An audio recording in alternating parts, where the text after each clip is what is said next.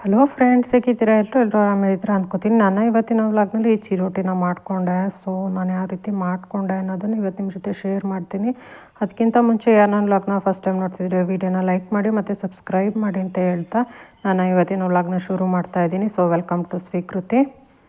ಚಿರೋಟಿ taste ಏನು ಅಂತ ವೆಜ್ನವ್ರಿಗೆ, ಅದು ಈ ಸ್ವೀಟ್ ಪ್ರಿಯರಿಗೆ ಗೊತ್ತಿರುತ್ತೆ. ಯಾಕೆಂದರೆ ನಾನು ನೋಡಿದ ಮಟ್ಟಿಗೆ ನಾನ್ ವೆಜ್ ತಿನ್ನೋರಿಗೆ ಸ್ವೀಟ್ ಅಷ್ಟೊಂದು ಇಷ್ಟ ಆಗೋಲ್ಲ. ಬಟ್ ವೆಜ್ ತಿನ್ನೋರಿಗೆ ಸ್ವೀಟಲ್ಲೇ ಸ್ಪೆಷಲಾಗಿ ಡಿಫ್ರೆಂಟಾಗಿ ಏನಾದರೂ ಮಾಡ್ಕೊಂಡು ತಿಂತಿದ್ರೆ ಅದ್ರ ಖುಷಿನೇ ಬೇರೆ ಅಂತ ಅನಿಸುತ್ತೆ. ಯಾಕೆಂದರೆ ನನಗೂ ಸ್ವೀಟ್ ಅಂದರೆ ತುಂಬಾ ಇಷ್ಟ. ಸೊ ಹಾಗಾಗಿ ಸ್ವೀಟಲ್ಲೇ ಡಿಫ್ರೆಂಟಾಗಿ ಏನಾದರೂ ಮಾಡ್ಕೊಂಡು ತಿಂತಿರ್ತೀವಿ. ಸೊ ನಾನಿಲ್ಲಿ 1.5-2 kg ಚಿರೋಟಿನ ಮಾಡ್ಕೋಬೇಕು ಅಂದ್ಕೊಂಡಿದ್ದೀನಿ. ಸೊ 2 kg ಮೈದಾ ಹಿಟ್ಟನ್ನು ತರಿಸಿದ್ದೆ. ಹಾಗೆಯೇ ಒಂದು ಅರ್ಧ kg ಚಿರೋಟಿ ರವೆನ ತರಿಸಿದ್ದೆ. ನಾನಿಲ್ಲಿ 1.5 kg ಮೈದಾ ಹಿಟ್ಟು ಹಾಗೆಯೇ ಅರ್ಧ kg ಚಿರೋಟಿ ರವೆನ ಹಾಕ್ತಾಯಿದ್ದೀನಿ. ಅದಕ್ಕೆ ಒಂದು ಚಿಟಿಕೆಯಷ್ಟು ಉಪ್ಪು, ಹಾಗೆಯೇ ಇದಕ್ಕೆ ನಾನು ಗೋಲ್ಡ್ ವಿನ್ನರ್ ಅವ್ರದ್ದು ಡಾಲ್ಡಾನ ಹಾಕ್ತಾಯಿದ್ದೀನಿ. ಸೊ ಡಾಲ್ಡಾನ ಜಾಸ್ತಿ ಯೂಸ್ ಮಾಡಬಾರ್ದು, ಬಟ್ ಕೆಲವೊಂದು ಸ್ವೀಟ್ಗಳಿಗೆ ಡಾಲ್ಡಾನ ಹಾಕಲೇಬೇಕಾಗುತ್ತೆ. ಸೊ ನಾನಿಲ್ಲಿ 250 ಗ್ರಾಮ್ನಷ್ಟು ಡಾಲ್ಡಾನ ಹಾಕೋತಾ ಇದ್ದೀನಿ. ಡಾಲ್ಡಾನ ಯೂಸ್ ಮಾಡೋದೇ ಇಲ್ಲ, ನಾವು ಬಳಸೋದೇ ಬೇಡ ಅಂತ ಅಂದ್ಕೊಂಡವರು ಬೆಣ್ಣೆ ಇರುತ್ತಲ್ವ, ಸೊ ಬೆಣ್ಣೆನ ಕರಗಿಸ್ಕೊಂಡು ಇದಕ್ಕೆ ಮಿಕ್ಸ್ ಮಾಡಿ ಕಲಿಸ್ಕೋಬೋದು. ಸೊ ಬೆಣ್ಣೆ ಅಥವಾ ಅಡುಗೆ ಎಣ್ಣೆ ಇರುತ್ತಲ್ವ, ಸೊ ಅದನ್ನು ಬೇಕಾದರೂ ಬಿಸಿ ಮಾಡಿ ಹಾಕ್ಕೋಬೋದು. ಸೊ ಯಾವುದನ್ನು ಹಾಕಿದ್ರೂ ನಡೆಯುತ್ತೆ. ಸೊ ನನ್ನ ಹತ್ರ ಡಾಲ್ಡಾ ಇತ್ತು, ಹಾಗಾಗಿ ಡಾಲ್ಡಾನೇ ಹಾಕ್ಕೊಂಡೆ. ಚಿರೋಟಿ ಕ್ರಿಸ್ಪಿಯಾಗಿ ಬರಬೇಕು ಅಂತಂದರೆ ಮೇನ್ ಇಂಪಾರ್ಟೆಂಟ್ಲಿ ಚಿರೋಟಿ ರವೆನ ಹಾಕ್ಕೋಬೇಕು. ಹಾಗೆಯೇ ಈ ರೀತಿ ಡಾಲ್ಡಾನ ಹಾಕ್ಕೋಬೇಕು. ಇಲ್ಲ ಅಂತಂದರೆ ಬೆಣ್ಣೆನ ಕರಗಿಸಿ ಹಾಕ್ಕೋಬೋದು. ಇಲ್ಲ ಅಂತಂದರೆ ಫ್ರೈ ಮಾಡ್ತೀವಲ್ವ ಎಣ್ಣೆ, ಮಾಮೂಲಿ ಮನೆಗೆ ಎಣ್ಣೆ ತರಿಸ್ತೀವಲ್ವ, ಸೊ ಅದನ್ನು ಬಿಸಿ ಮಾಡಿ ಹಾಕ್ಕೊಂಡ್ರೂ ನಡೆಯುತ್ತೆ. ಸೊ ಇಷ್ಟರಲ್ಲಿ ಯಾವುದನ್ನು ಹಾಕಿದ್ರೂ ಕ್ರಿಸ್ಪಿಯಾಗಿ ಚೆನ್ನಾಗಿಯೇ ಬರುತ್ತೆ ಚಿರೋಟಿ. ಸೊ ಇದಕ್ಕೆ ಎಷ್ಟು ಬೇಕಷ್ಟನ್ನೆಲ್ಲ ಹಾಕ್ಕೊಂಡು ಸ್ವಲ್ಪನೇ ನೀರನ್ನ ಹಾಕ್ಕೊಂಡು ಮಿಕ್ಸ್ ಮಾಡ್ಕೋತಾ ಇದ್ದೀನಿ. ಇದಕ್ಕೆ ಬಿಸಿ ನೀರೇ ಹಾಕಬೇಕಂತ ಏನಿಲ್ಲ, ತಣ್ಣೀರಿನಲ್ಲೇ ಮಿಕ್ಸ್ ಮಾಡಿಕೊಂಡ್ರೆ ಸಾಕು. ಸೊ ಹಾಗಾಗಿ ಎಷ್ಟು ಬೇಕೋ ಅಷ್ಟನ್ನು ಸ್ವಲ್ಪನೇ ನೀರು ಹಾಕ್ಕೊಂಡು ಕಲಿಸ್ಕೋಬೇಕು. ಸೊ ಒಂದು ಚಪಾತಿ ಹದಕ್ಕೆ ಕಲಿಸ್ಕೋಬೇಕು. ಯಾಕೆಂದರೆ ಇದು ಹಿಟ್ಟು ನೆಂದ ಮೇಲೆ ತುಂಬಾ ಸ್ಮೂತ್ ಆಗುತ್ತೆ. ಹಾಗೆಯೇ ರವೆ ಬೇರೆ ಹಾಕಿರ್ತೀವಲ್ವ, ಚಿರೋಟಿ ರವೆ, ಸೊ ಅದೆಲ್ಲ ನೆಂದ್ಕೊಂಡ್ಮೇಲೆ ಇನ್ನೂ ತುಂಬ ರಬ್ಬರ್ ಥರ ಆಗೋಗುತ್ತೆ. ಹಾಗಾಗಿ ಸ್ವಲ್ಪ ತೆಳುವಾಗಿಯೇ ಹಿಟ್ಟನ್ನು ಕಲಿಸ್ಕೋಬೇಕು. ಸೊ ನನಗೆ ಶಿಲ್ಪ ಮೇಲೆ ನಿಂತ್ಕೊಂಡು ಅದು ಕಲಿಸೋದಕ್ಕೆ ಆಗಲಿಲ್ಲ, ನೀಟಾಗಿ ಮಿತ್ಕೋಬೇಕಲ್ವ, ಹಾಗಾಗಿ ನೆಲದ ಮೇಲೇ ಇಟ್ಕೊಂಡು ಈ ರೀತಿ ಮಿತ್ಕೋತಾ ಇದ್ದೀನಿ. ನಾವು ಹಿಟ್ಟನ್ನು ಯಾವ ರೀತಿ ನಾದ್ಕೋತೀವಿ ಅದ್ರ ಮೇಲೆ ಡಿಪೆಂಡ್ ಅಂತಲೇ ಹೇಳ್ಬೋದು, ಅಷ್ಟು ಸ್ಮೂತಾಗಿ ಬರ್ತವೆ. ನೋಡಿ 1 hour ಅಷ್ಟು ಇದಕ್ಕೆ ಪ್ಲೇಟ್ನ ಮುಚ್ಚಿ ಇಟ್ಟಿದ್ದೆ. ಸೊ ಇಷ್ಟು ಸ್ಮೂತಾಗಿ ಬಂದಿತ್ತು. ಸೊ ಈಗ ಇದನ್ನು ಸ್ವಲ್ಪ ದಪ್ಪನಾಗಿ ಬಿಲ್ಲೆನ ಮಾಡ್ಕೋಬೇಕು. ಸೊ ಚಪಾತಿ ಹರ್ಕೋತೀವಲ್ವ, ಅದಕ್ಕಿಂತ ಸ್ವಲ್ಪ ಅಗಲವಾಗಿಯೇ ನಾವು ಹರ್ಕೋಬೇಕು. ಸೊ ಹಾಗಾಗಿ ಸ್ವಲ್ಪ ದಪ್ಪನಾಗಿಯೇ ಬಿಲ್ಲೆಗಳನ್ನ ಮಾಡ್ಕೋಬೇಕು. ಹಿಟ್ಟನ್ನು ಚೆನ್ನಾಗಿ ನಾದಿದ್ದೀನಲ್ವ, ಸೊ ನಾನು ಯಾವ ರೀತಿ ಹಿಟ್ಟನ್ನು ತೆಕ್ಕೊಂಡ್ರೂ ಅಷ್ಟು ನೀಟಾಗಿ ಬರ್ತಿತ್ತು. ಈಗ ಚಿಕ್ಕ ಬಿಲ್ಲೆನ ಮಾಡ್ಕೊಳ್ಳೋದಕ್ಕೂ ನೀಟಾಗಿ ನಾದ್ಕೊಂಡೇ ಮಾಡ್ತಿದ್ದೀನಿ. ಏಕೆಂದರೆ ಹಿಟ್ಟು ಜಾಸ್ತಿ ಇರೋದ್ರಿಂದ ಎಲ್ಲದನ್ನು ಒಟ್ಟಿಗೆ ನಾದ್ಕೊಳ್ಳೋದಕ್ಕಾಗಲ್ಲ. ಸೊ ನಾನು ಯಾವುದು ವೀಡಿಯೋ ಮಾಡಿದ್ರೂ ಅಟ್ಲೀಸ್ಟ್ ವೀಡಿಯೋಗೋಸ್ಕರ ಅಂತಂದ್ಬಿಟ್ಟು ಸ್ವಲ್ಪ ಹಿಟ್ಟನ್ನು ಕಲಿಸ್ಕೊಂಡು ಈ ರೀತಿ ಮಾಡೋಲ್ಲ. ಯಾವುದನ್ನು ಮಾಡಿದ್ರೂ ಸ್ವಲ್ಪ ಜಾಸ್ತಿನೇ ಮಾಡ್ಕೋತೀನಿ, ಮನೆಗೆ ಆಗಬೇಕು ಹಾಗೆಯೇ ವೀಡಿಯೋಗೂ ಆಗಬೇಕು ಅಂದ್ಬಿಟ್ಟು. ಸೊ ಹಾಗಾಗಿ ನಾನು ಯಾವಾಗ ಮಾಡಿದ್ರೂ ವೀಡಿಯೋಸ್ನ ಜಾಸ್ತಿ ಪ್ರಮಾಣದಲ್ಲೇ ಮಾಡಿರ್ತೀನಿ. ಪ್ರಾಯೋಗಿಕವಾಗಿ ಅಂತ ಅಂದ್ಬಿಟ್ಟು ಸ್ವಲ್ಪ ಮಾಡೋದು ಆ ರೀತಿ ಎಲ್ಲ ಮಾಡಿರೋಲ್ಲ. ಸೊ ಈಗ ಎಷ್ಟು ಬೇಕು ಒಂದು ಚಪಾತಿ ಮಾಡೋದಕ್ಕೆ ಎಷ್ಟು ಹಿಟ್ಟು ಬೇಕೋ ಅಷ್ಟು ಹಿಟ್ಟನ್ನಷ್ಟು ತೆಕ್ಕೊಂಡು ಈ ರೀತಿ ಉಂಡೆ ಮಾಡಿ ಇಟ್ಕೋತಾ ಇದ್ದೀನಿ. ಪ್ರತಿ ಸಲ ಹಬ್ಬಗಳಲ್ಲಿ ಹೋಳ್ಗೆನ ಕಾಮನ್ನಾಗಿ ಮಾಡ್ತಾನೆ ಇರ್ತೀವಿ. ಬಟ್ ಚಿರೋಟಿ ಇದೆಲ್ಲ ಮಾಡ್ಕೊಳ್ಳೋದು ಕಡಿಮೆನೇ. ಬಟ್ ಚಿಕ್ಕಮಂಗ್ಳೂರು ಸೈಡೆಲ್ಲ ತುಂಬಾ ಚಿರೋಟಿನ ಮಾಡ್ಕೋತಾರೆ. ನಮ್ಮ ತಿಪ್ಟೂರು, ಅರಸೀಕೆರೆ ಸೈಡೆಲ್ಲ ಹೋಳ್ಗೆಗಳು ಈ ಥರದ್ದು ಮಾಡೋದೇ ಜಾಸ್ತಿ, ಕಾಯಿ ಹೋಳ್ಗೆ, ಎಳ್ಳು, ಉಪ್ಪಿಟ್ಟು ಈ ಥರದ್ದು. ಬಟ್ ಈ ಚಿಕ್ಕಮಂಗ್ಳೂರು ಸೈಡಲ್ಲಿ ಸ್ವಲ್ಪ ಚಿರೋಟಿನ ಮಾಡ್ಕೊಳ್ಳೋದು ಜಾಸ್ತಿ ಇರುತ್ತೆ. ಯಾಕಂದರೆ ಫಸ್ಟನ್ನು ಮಾಡಿಟ್ಕೊಂಡ್ಬಿಟ್ರೆ ಹಬ್ಬದ ದಿನಗಳಲ್ಲಿ ಜಾಸ್ತಿ ಕೆಲಸ ಇರೋದಿಲ್ಲ, ಆರಾಮ್ಸೆ ಇದಕ್ಕೆ ಪಾಯಸನ ಮಾಡ್ಕೋತಾರೆ ಚಿರೋಟಿ ಜೊತೆಗೆ ಊಟಕ್ಕೆ. ಸೊ ಚಿರೋಟಿ 1 ದಿನ 2 ದಿನ ಮುಂಚೆನೇ ಮಾಡಿಟ್ಕೊಂಡ್ಬಿಟ್ರೆ ಹಬ್ಬದ ದಿನ ಕೆಲಸಗಳು ಕಡಿಮೆ ಇರುತ್ತೆ ಅಂತ ಅಂದ್ಬಿಟ್ಟು ಚಿರೋಟಿನ ಮಾಡ್ಕೋತಿರ್ತಾರೆ. ಸೊ ಈ ಕಡೆ ಎಲ್ಲ ಜಾತ್ರೆಗಳಾದಾಗ ಚಿರೋಟಿ ಮಾಡ್ಕೊಳ್ಳೋದೇ ಜಾಸ್ತಿ. ಹಾಗಾಗಿ ಚಿರೋಟಿ ಮಾಡಬೇಕು ಅನ್ನೋದೇನು ದೊಡ್ಡ ಕೆಲಸ ಅಂತ ಅನಿಸೋಲ್ಲ ನನಗೆ. ಏಕೆಂದರೆ ತುಂಬ ಸಲ ಮಾಡ್ತಾನೆ ಇರ್ತೀವಿ, ವರ್ಷಕ್ಕೊಂದು ಸಲನಾದರೂ ಜಾತ್ರೆಗಳ ಟೈಮಲ್ಲಿ ಮಾಡ್ತಾನೆ ಇರ್ತೀವಿ. ಹಾಗಾಗಿ ಚಿರೋಟಿ ಮಾಡೋದೇನು ದೊಡ್ಡ ಕೆಲಸ ಅನಿಸಲ್ಲ, ತುಂಬಾ ಈಸಿಯಾಗಿ ಮಾಡ್ಕೋಬೋದು. ಬೇರೆ ಕಡೆ ಎಲ್ಲ ಹೋಳಿಗೆ ಎಲ್ಲ ಎಷ್ಟು ಈಸಿಯಾಗಿ ಮಾಡ್ಕೋತಾರೆ, ಅದೇ ರೀತಿ ನಾನು ಅಷ್ಟೇ ಚಿರೋಟಿನ ತುಂಬಾ ಈಸಿಯಾಗಿ ಮಾಡ್ಕೋತಿರ್ತೀನಿ.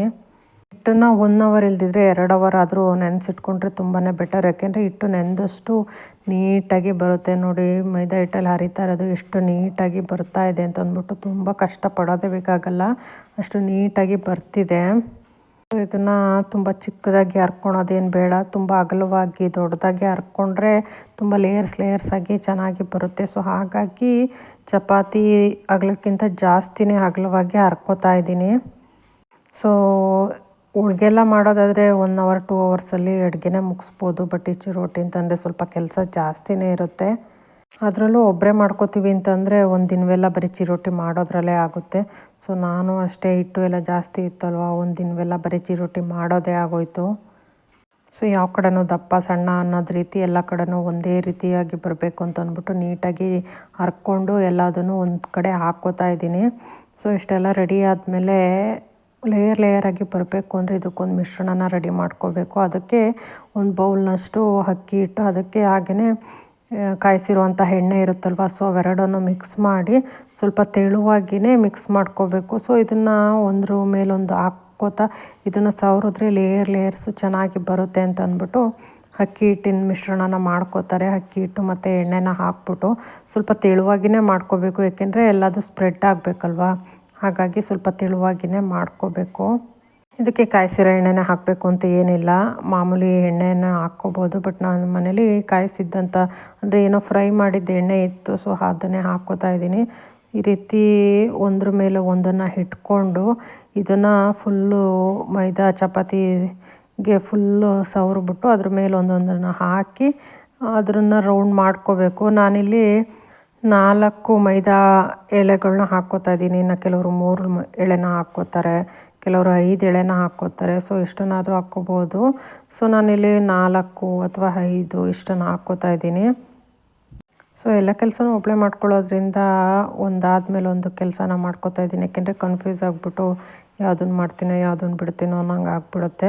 ಸೊ ಇದನ್ನು ಹಾಕಿಟ್ಟ ಮೇಲೆ ಜಾಸ್ತಿ ಹೊತ್ತು ಬಿಡೋಂಗಿಲ್ಲ. ಹಿಟ್ಟನ್ನು ನೆನೆಸಿರ್ತೀವಲ್ವ, ಹಿಟ್ಟನ್ನು ನೆನೆಸೋದಕ್ಕೆ 1 ಅವರ್ 2 ಅವರ್ಸ್ ಬಿಡ್ಬೋದು. ಬಟ್ ಈ ರೀತಿ ಎಣ್ಣೆ ಅಕ್ಕಿ ಹಿಟ್ಟು ಹಾಕಿದ್ಮೇಲೆ ಬೇಗನೆ ಹರ್ಕೊಂಬಿಡ್ಬೇಕು. ಇಲ್ಲಾಂತಂದರೆ ಅದು ಸ್ವಲ್ಪ ಗಾಳಿ ಎಲ್ಲ ಆಡಿಬಿಟ್ರೆ ಹಾಗೆಯೇ ಒಣಗಿದಂಗೆ ಆಗ್ಬಿಡುತ್ತೆ, ಎಳೆಯಾಗಿ ನೀಟಾಗಿ ಬರೋದಿಲ್ಲ. ಸೊ ಈ ರೀತಿ ಬೇಗನೆ ರೋಲ್ ಮಾಡಿಕೊಂಡು ಅರಿಯೋದಕ್ಕೆ ಶುರು ಮಾಡಿಕೊಂಡೆ. ಎಳೆನೂ ಅಷ್ಟೇ ನೀಟಾಗಿ ಪ್ರೆಸ್ ಮಾಡಿ ಜಾಯಿಂಟ್ ಮಾಡಬೇಕು, ಇಲ್ಲಾಂದರೆ ಬಿಟ್ಕೊಂಡ್ಬಿಡುತ್ತೆ. ಈ ರೀತಿ ಎಲ್ಲ ಎಳೆನೂ ಮಾಡಿಕೊಂಡು ನಮಗೆ ಚಿರೋಟಿ ಚಿಕ್ಕದಾಗಿ ಬೇಕು ಅಂತಂದರೆ ಚಿಕ್ಕದಾಗಿ ಕಟ್ ಮಾಡ್ಕೋಬೋದು. ಇಲ್ಲ ಊಟಕ್ಕೆಲ್ಲ ಬೇಕು ಸ್ವಲ್ಪ ಅಗಲವಾಗಿ ಇರಲಿ ಅಂತಂದ್ರೆ ಸ್ವಲ್ಪ ಅಗಲವಾಗಿಯೇ ಕಟ್ ಮಾಡ್ಕೋಬೇಕು. ನಾನಿಲ್ಲಿ ಸ್ವಲ್ಪ ಅಗಲವಾಗಿಯೇ ಕಟ್ ಮಾಡ್ಕೋತಾ ಇದ್ದೀನಿ. ಸೊ ಫಂಕ್ಷನ್ಗಳಲ್ಲೇ ಆಗಲಿ ಅಥವಾ ಜಾತ್ರೆಗಳಲ್ಲೇ ಆಗಲಿ ಚಿಕ್ಕದಾಗಿ ಮಾಡ್ಕೋಬೇಕು. ಯಾಕೆಂದರೆ ಎಲ್ಲರೂ ಸ್ವೀಟ್ ತಿನ್ನೋಲ್ಲ, ಕೆಲವರಿಗೆ ಇಷ್ಟ ಆಗುತ್ತೆ, ಕೆಲವರಿಗೆ ಇಷ್ಟ ಆಗೋಲ್ಲ. ಹಾಗಾಗಿ ಫಂಕ್ಷನ್ಗಳು ಏನಾದ್ರು ಇದ್ದಾಗ ಚಿಕ್ಕದಾಗಿ ಕಟ್ ಮಾಡ್ಕೋಬೇಕು. ಬಟ್ ಮನೇಲೇ ತಿನ್ನೋದಕ್ಕಲ್ವ, ಸ್ವಲ್ಪ ದೊಡ್ಡದಾಗಿಯೇ ಕಟ್ ಮಾಡಿಕೊಂಡ್ರು ನಡೆಯುತ್ತೆ. ಸೊ ಈ ರೀತಿ ಚಿಕ್ಕದಾಗಿ ಕಟ್ ಮಾಡಿಕೊಂಡು ಅರಿಯೋದಕ್ಕೆ ಶುರುನ ಮಾಡಿಕೊಂಡೆ. ಸೊ ಎಲ್ಲದನ್ನು ಒಂದೇ ಸಲ ಹರ್ಕೊಂಡು ಆಮೇಲೆ ಎಣ್ಣೆಯಲ್ಲಿ ಫ್ರೈ ಮಾಡ್ಕೊಂಡ್ರಾಯ್ತು ಅಂದ್ಬಿಟ್ಟು ಅರಿಯೋದಕ್ಕೆ ಶುರು ಮಾಡಿದೆ. ಸೊ ತುಂಬ ಅಗಲವಾಗಿ ಹರಿಬಾರ್ದು, ಜಸ್ಟ್ ಪ್ರೆಸ್ ಮಾಡಬೇಕಷ್ಟೇ. ಇಲ್ಲ ಅಂತಂದರೆ ತುಂಬ ಗಟ್ಟಿಯಾಗಿ ಹರಿದ್ರೆ ಆ ಲೇಯರ್ಸ್ ಎಲ್ಲ ಹಾಗೆ ಅಂಟ್ಕೊಂಡ್ಬಿಡುತ್ತೆ. ಸೊ ಲೇಯರ್ ಬರೋದಿಲ್ಲ. ಹಾಗಾಗಿ ಜಸ್ಟ್ ಲಟ್ಟಣಿಗೆಯಿಂದ ಪ್ರೆಸ್ ಮಾಡಿಬಿಟ್ಟು ತುಂಬ ಅಗಲವಾಗಿ ಮಾಡ್ದಂಗೆ ಮಾಡಬೇಕು.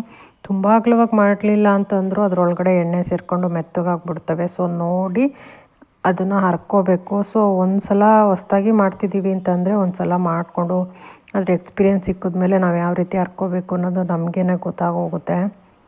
ಸೊ ಚಿರೋಟಿ ಅಂತೂ ತುಂಬ ಚೆನ್ನಾಗಿಯೇ ಬಂದಿತ್ತು. ಚಿರೋಟಿ ಮೇಯ್ನ್ಲಿ ಕ್ರಿಸ್ಪಿಯಾಗಿ ಸ್ಮೂತಾಗಿ ಬಂದರೆ ಅದು ಮಾಡಿದ್ದಕ್ಕೆ ಸಕ್ಸಸ್ ಅನಿಸುತ್ತೆ. ಸೊ ಈ ಥರದ್ದೆಲ್ಲ ಮಾಡಬೇಕು ಅಂದರೆ ಒಬ್ಬರೇ ಮಾಡಬೇಕು ಅಂದರೆ ತುಂಬಾ ರಿಸ್ಕ್ ಆಗುತ್ತೆ.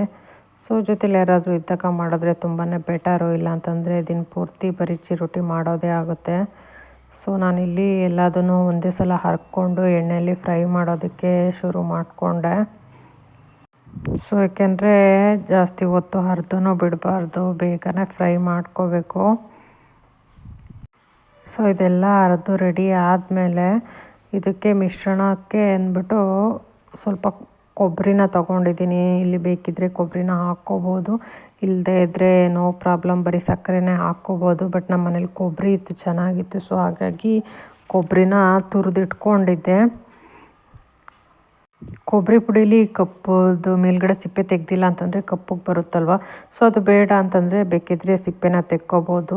ಬಟ್ ಸಿಪ್ಪೆ ಇದ್ರೇ ಸ್ವಲ್ಪ ಡಿಸೈನಾಗಿ ಚೆನ್ನಾಗಿ ಕಾಣಿಸುತ್ತೆ ಅಂತ ಅಂದ್ಬಿಟ್ಟು, ಅಟ್ರಾಕ್ಟಾಗಿ ಕಾಣಿಸುತ್ತೆ ಅಂತ ಅಂದ್ಬಿಟ್ಟು ನಾನು ಮೇಲ್ಗಡೆ ಸಿಪ್ಪೆಯನ್ನು ತೆಗಿಯೋಕೆ ಹೋಗಿಲ್ಲ, ಹಾಗೆಯೇ ತುರ್ಕೋತಾ ಇದ್ದೀನಿ. ಸೊ ಕೊಬ್ಬರಿ ಪುಡಿನ ತುರ್ಕೊಂಡಾದಮೇಲೆ ಸಕ್ಕರೆನ ಮಿಕ್ಸಿ ಮಾಡ್ಕೋತಾ ಇದ್ದೀನಿ. ಸೊ ನಾನಿಲ್ಲಿ ಹೆಚ್ಚು ಕಡಿಮೆ 1-2 kg ಅಷ್ಟು ಮಾಡ್ಕೊಳ್ತಿರೋದ್ರಿಂದ ಸಕ್ಕರೆನ 1 kg ಅಷ್ಟು ಮಿಕ್ಸಿ ಮಾಡಿಕೊಂಡೆ. ಸೊ ಮೊದಲಿಗೆ ಒಂದು ಮಿಕ್ಸಿ ಜಾರ್ಗೆ 2 ಪಾವ್ನಷ್ಟು ಸಕ್ಕರೆ, ಹಾಗೆಯೇ ಇದಕ್ಕೆ ಒಂದು 2-3 ಏಲಕ್ಕಿನ ಬಿಡಿಸಿ ಹಾಕ್ಕೋತಾ ಇದ್ದೀನಿ. ಸೊ ಇದನ್ನು ಮಿಕ್ಸಿ ಮಾಡಿಕೊಂಡು ಒಂದು ಬೌಲ್ಗೆ ಹಾಕ್ಕೊಂಡು ಸಕ್ಕರೆ ಪುಡಿನೂ ರೆಡಿ ಆಯಿತು. ಸೊ ಚಿರೋಟಿ ಮಾಡಿದ ತಕ್ಷಣವೇ ಸಕ್ಕರೆ ಪುಡಿ ಹಾಕಬೇಕಂತ ಏನಿಲ್ಲ. ಸೊ ಚಿರೋಟಿ ಮಾಡಿಟ್ಟು ಅದು ಸ್ವಲ್ಪ ಫುಲ್ಲೆಲ್ಲ ತಣ್ಣಗಾದ್ಮೇಲೆ ಬೇಕಾದ್ರೂ ಸಕ್ಕರೆ ಪುಡಿನ ಹಾಕ್ಕೋಬೋದು. ಹಾಗಾಗಿ ಸಕ್ಕರೆ ಪುಡಿ ಎಲ್ಲ ರೆಡಿ ಮಾಡಿ ಇಟ್ಕೊಂಡಿದ್ದೆ. ಬಟ್ ಹಾಕಿದ್ದು ಮಾತ್ರ ಸಂಜೆನೇ, ಚಿರೋಟಿ ಎಲ್ಲ ಬೆಳಗ್ಗೆನೇ ಮಾಡಿ ಮುಗಿಸ್ಕೊಂಡಿದ್ದೆ. ಸೊ ಬೆಳಗ್ಗೆ ಶುರು ಮಾಡಿದ್ದಕ್ಕೆ ಮಧ್ಯಾಹ್ನದಷ್ಟರಲ್ಲಿ ಚಿರೋಟಿ ಮಾಡಿ ಮುಗ್ದಿತ್ತು. ಸಂಜೆ ಸಕ್ಕರೆ ಪುಡಿನ ಹಾಕಿ ರೆಡಿ ಮಾಡಿದ್ದಾಯಿತು. ಕೊಬ್ಬರಿನೂ ಅಷ್ಟೇ, ಚೆನ್ನಾಗಿರೋ ಕೊಬ್ಬರಿನ ತೊಗೊಂಡ್ರೆ ಬೆಟರು. ಯಾಕೆಂದರೆ ಚಿರೋಟಿನ ಒಂದು ದಿನಕ್ಕೆ ತಿನ್ನೋಕ್ಕಾಗಲ್ಲ. ಸೊ ಹೆಚ್ಚು ಕಡಿಮೆ 1 ತಿಂಗ್ಳುಗಟ್ಟಲೆ ಇಟ್ಕೊಂಡೆ ತಿನ್ಬೋದು ಅಂತಲೇ ಹೇಳ್ಬೋದು, ನೀಟಾಗಿ ಮಾಡಿಕೊಂಡ್ರೆ. ಸೊ ಕೊಬ್ಬರಿ ಎಲ್ಲ ನೀಟಾಗಿತ್ತು ಅಂತಂದರೆ ಏನೂ ಪ್ರಾಬ್ಲಮ್ ಇಲ್ಲ. ಸೊ ಕೊಬ್ಬರಿ ಏನಾದರೂ ಹಳೇದಾಯಿತು ಅಂತಂದರೆ ಸ್ಮೆಲ್ ಬಂದುಬಿಡುತ್ತೆ. ಸೊ ಹಾಗಾಗಿ ಫ್ರೆಶ್ ಆಗಿರೋ ಕೊಬ್ಬರಿನ ಹಾಕಿದ್ರೆ ಬೆಟರು. ಇಲ್ಲ ಹಾಕದೇ ಇದ್ರೂ ನೋ ಪ್ರಾಬ್ಲಮ್ ಅಂತಲೇ ಹೇಳ್ಬೋದು. ಸೊ ಸಕ್ಕರೆ ಪುಡಿ ಎಲ್ಲ ರೆಡಿ ಮಾಡ್ಕೊಂಡು ಆದಮೇಲೆ ಎಣ್ಣೆನ ಫ್ರೈ ಮಾಡೋದಕ್ಕೆ ಇಟ್ಕೋತಾ ಇದ್ದೀನಿ. ಸೊ ಎಣ್ಣೆ ಎಲ್ಲ ಕಾದ್ಮೇಲೆ ಮಾಮೂಲಿ ಪೂರಿನೆಲ್ಲ ಫ್ರೈ ಮಾಡ್ತೀವಲ್ವ, ಸೊ ಅದಕ್ಕೆ ಫ್ರೈ ಮಾಡ್ಕೋಬೇಕು. ಸ್ವಲ್ಪ ಕಲರ್ ಚೇಂಜ್ ಆಗೋ ತನಕನೂ ಫ್ರೈ ಮಾಡಬೇಕು, ಸ್ವಲ್ಪ ಬ್ರೌನ್ ಬರೋ ತನಕನೂ. ಏಕೆಂದರೆ ಲೇಯರ್ ಇರೋದ್ರಿಂದ ದಪ್ಪ ಇರುತ್ತಲ್ವ. ಸೊ ಹಾಗಾಗಿ ಸ್ವಲ್ಪ ಹೊತ್ತು ಎಣ್ಣೆನಲ್ಲೇ ಇಟ್ಟು ಫ್ರೈನ ಮಾಡ್ಕೋಬೇಕು. ಇಲ್ಲಾಂತಂದರೆ ಒಳಗಡೆ ಬೆಂದಿರಲ್ಲ, ಚಿರೋಟಿ ಒಳಗಡೆ ಮೆತ್ತಗಾಗಿರುತ್ತವೆ. ಸೊ ಜಾಸ್ತಿ ದಿನ ಇಟ್ಕೊಂಡು ತಿನ್ನೋದಕ್ಕಾಗಲ್ಲ, ಬೇಗನೆ ಮೆತ್ತಗಾಗ್ಬಿಡ್ತವೆ. ಸೊ ನಾವು ಯಾವ ರೀತಿ ಮಾಡಿರ್ತೀವಿ ಅನ್ನೋದ್ರ ಮೇಲೆ, ಯಾವ ರೀತಿ ಫ್ರೈ ಮಾಡಿರ್ತೀವಿ ಅನ್ನೋದ್ರ ಮೇಲೆ ಡಿಪೆಂಡ್ ಅಂತಲೇ ಹೇಳ್ಬೋದು. ಯಾಕೆಂದರೆ ಒಳಗಡೆ ಮೆತ್ತಗಾಗ್ಬಿಟ್ರೆ ಜಾಸ್ತಿ ದಿನ ಇಡೋದಕ್ಕಾಗಲ್ಲ, ಹಾಳಾಗುತ್ತೆ ಚಿರೋಟಿ. ನೀಟಾಗಿ ಕ್ರಿಸ್ಪಿ ಆಗೋ ಥರನೇ ಫ್ರೈ ಮಾಡ್ಕೋಬೇಕು. ಸೊ ಒಂದು ಸಲ ಹಾಕಿದ್ರೆ ಒಂದು 5-10 ನಿಮಿಷದಷ್ಟು ಫ್ರೈ ಮಾಡಲೇಬೇಕು, ಕಲರ್ ಚೇಂಜ್ ಆಗೋವಷ್ಟು. ಸೊ ಫ್ರೈ ಆದಮೇಲೂ ಅಷ್ಟೇ ಸ್ವಲ್ಪ ಹೊತ್ತು ಹಾಗೇ ಬಿಟ್ಟು ಅದೆಲ್ಲ ಫುಲ್ ತಣ್ಣಗಾದಮೇಲೆ ಸಕ್ಕರೆ ಪುಡಿನ ಉದುರಿಸ್ಕೋಬೇಕು. ಇಲ್ಲಾಂದರೆ ಬಿಸಿ ಇದ್ದಾಗಲೇ ಸಕ್ಕರೆ ಪುಡಿನ ಹಾಕಿದ್ರೆ ಆ ಬಿಸಿಗೇ ಸಕ್ಕರೆ ಕರ್ಗೋಗ್ಬಿಡುತ್ತೆ. ಸೊ ಕರ್ಗಿ ಚಿರೋಟಿ ಮೆತ್ತಗಾಗ್ಬಿಡ್ತವೆ. ಸೊ ಹಾಗಾಗಿ ಬೆಟರ್ ಅಂದರೆ ಚಿರೋಟಿನ ಮಾಡಿಟ್ಟು 1 ಅವರ್ ಆದಮೇಲೆ ಸಕ್ಕರೆ ಪುಡಿ ಉದುರಿಸೋದು ಬೆಟರ್ ಅನಿಸುತ್ತೆ. ಸೊ ಕೆಲವೊಂದು ಸಲ ನಾವು ಇದೇ ರೀತಿ ಬಿಸಿ ಇದ್ದಾಗಲೇ ಸಕ್ಕರೆ ಪುಡಿ ಎಲ್ಲ ಉದುರಿಸಿ ಆ ಬಿಸಿಗೇ ಮೆತ್ತಗಾಗಿರೋದು ಉಂಟು ಚಿರೋಟಿ. ಹಾಗಾಗಿ ಎಕ್ಸ್ಪೀರಿಯೆನ್ಸ್ ಮೇಲೆ ಹೇಳಬೇಕು ಅಂತಂದರೆ ಬೆಳಗ್ಗೆನ ಮಾಡಿಟ್ರೆ ಬೆಟರ್, ಅಂದರೆ ಸಂಜೆನೊತ್ತು ಸಕ್ಕರೆ ಪುಡಿನ ಹಾಕ್ಬಿಟ್ಟು ಬಾಕ್ಸಿಗೆ ಹಾಕಿಟ್ಕೊಳ್ಳೋದು ಬೆಟರು. ನಮ್ಮ ಮನೇಲಿ ಹೇಳ್ಬೇಕಂತಂದರೆ ಚಿರೋಟಿ ಅಂದರೆ ತುಂಬಾ ಇಷ್ಟಪಡ್ತಾರೆ. ಯಾಕೆಂದರೆ ವಾರಾನ್ಗಟ್ಟಲೆ ಇಟ್ಕೊಂಡು ತಿನ್ಬೋದಲ್ವ. ಸೊ ಹಾಗಾಗಿ ಹಾಗೆಯೇ ಇಲ್ಲಿ ಚಿಕ್ಕಮಂಗ್ಳೂರು ಸೈಡೆಲ್ಲ ಜಾಸ್ತಿ ಚಿರೋಟಿನೇ ಮಾಡ್ತಿರ್ತಾರೆ. ಹಾಗಾಗಿ ತುಂಬಾ ಫೇವ್ರೆಟ್ ಅಂತಲೇ ಹೇಳ್ಬೋದು. ವರ್ಷಕ್ಕೊಂದ್ಸಲನಾದರೂ ಕಂಪಲ್ಸರಿಯಾಗಿ ಚಿರೋಟಿನ ಮಾಡ್ಕೋತಾನೆ ಇರ್ತೀವಿ. ಸೊ ಚಿರೋಟಿ ಎಲ್ಲ ಕರೆದು ಆದಮೇಲೆ ಮನೆ ಕೆಲಸನೆಲ್ಲ ಮುಗಿಸ್ಕೊಂಡು ಸಂಜೆ ಅಷ್ಟರಲ್ಲಿ ಸಕ್ಕರೆ ಪಾಕನ ಹಾಕೋದಕ್ಕೆ ಶುರು ಮಾಡಿಕೊಂಡೆ. ಸೊ ಈ ರೀತಿಯಾಗಿ ಒಂದು ತಟ್ಟೆ ಮೇಲೆ ಚಿರೋಟಿನ ಹಾಕ್ಕೊಂಡು ಅದ್ರ ಮೇಲ್ಗಡೆ ಮತ್ತು ಕೆಳಗಡೆ ಸಕ್ಕರೆ ಪುಡಿನ ಉದುರಿಸ್ಕೋತಾ ಇದ್ದೀನಿ. ಸೊ ಈ ರೀತಿ ಎಲ್ಲ ರೆಡಿ ಮಾಡಾದಮೇಲೆ ಗಾಳಿ ಆಡದಂಥ ಬಾಕ್ಸಿಗೆ ಹಾಕಿಟ್ಕೊಂಡ್ರೆ ಎಷ್ಟು ದಿನ ಆದ್ರೂ ಚಿರೋಟಿ ಹಾಳಾಗಲ್ಲ. ಹಾಗೆಯೇ ಸಕ್ಕರೆನೂ ಅಷ್ಟೇ, ಕೊಬ್ಬರಿನೂ ಅಷ್ಟೇ ತುಂಬಾ ಫ್ರೆಶ್ಶಾಗಿ ತಿನ್ಬೋದು, ಅಷ್ಟು ಚೆನ್ನಾಗಿರುತ್ತೆ. ಸೊ ಇಷ್ಟು ಈಸಿಯಾಗಿ ಚಿರೋಟಿನ ಮಾಡ್ಕೋಬಹುದು. ಬಟ್ ನೀಟಾಗಿ ಕರೆಕ್ಟಾಗಿ ಮಾಡಿಕೊಂಡ್ರೆ ತುಂಬ ದಿನ ತನಕ ಇಟ್ಕೊಂಡು ತಿನ್ಬೋದು ಅಂತಲೇ ಹೇಳ್ಬೋದು. ಆದಷ್ಟು ಇದನ್ನು ಗಾಳಿ ಆಡೋದ ರೀತಿಯಲ್ಲಿ ಇಟ್ಕೊಂಡ್ರೆ ತುಂಬಾ ಬೆಟರು. ಇಲ್ಲ ಅಂತಂದರೆ ಈ ಕ್ರಿಸ್ಪಿನೆಸ್ ಹೋಗ್ಬಿಟ್ಟು ತುಂಬ ಗಟ್ಟಿಯಾಗೋ ರೀತಿ ಆಗುತ್ತೆ. ಸೊ ಹಾಗಾಗಿ ಗಾಳಿ ಆಡೋದ ರೀತಿ ಇಟ್ಕೊಂಡ್ರೇ ಬೆಟರು. ಮಾಡಿದಾಗೆ ಎಷ್ಟು ಕ್ರಿಸ್ಪಿಯಾಗಿ ಚೆನ್ನಾಗಿ ಬಂದಿದ್ರು ಗಾಳಿ ಆಡಿದ್ರೆ ಸ್ವಲ್ಪ ತುಂಬ ಒರಟಾಗ್ದಂಗೆ ಅನ್ನಿಸ್ತಿರುತ್ತೆ. ಸೊ ಹಾಗಾಗಿ ಗಾಳಿ ಆಡೋದ ರೀತಿ ಬಾಕ್ಸಲ್ಲಿ ಹಾಕಿಟ್ಕೊಂಡ್ರೆ ತುಂಬಾ ಬೆಟರ್ ಅಂತಲೇ ಹೇಳ್ಬೋದು. ಸೊ ಇದಾಗಿತ್ತು ನನ್ನ ಚಿರೋಟಿ ವ್ಲಾಗ್. ನಿಮಗೆ ನನ್ನ ಇವತ್ತಿನ ವ್ಲಾಗ್ ಇಷ್ಟ ಆಗಿದ್ದರೆ ಪ್ಲೀಸ್ ವಿಡಿಯೋನ ಲೈಕ್ ಮಾಡಿ ಮತ್ತು ಸಬ್ಸ್ಕ್ರೈಬ್ ಮಾಡಿ ಅಂತ ಹೇಳ್ತಾ ನಾನು ಇವತ್ತಿನ ವ್ಲಾಗ್ನ ಮುಗಿಸ್ತಾ ಇದ್ದೀನಿ. Thank you for watching.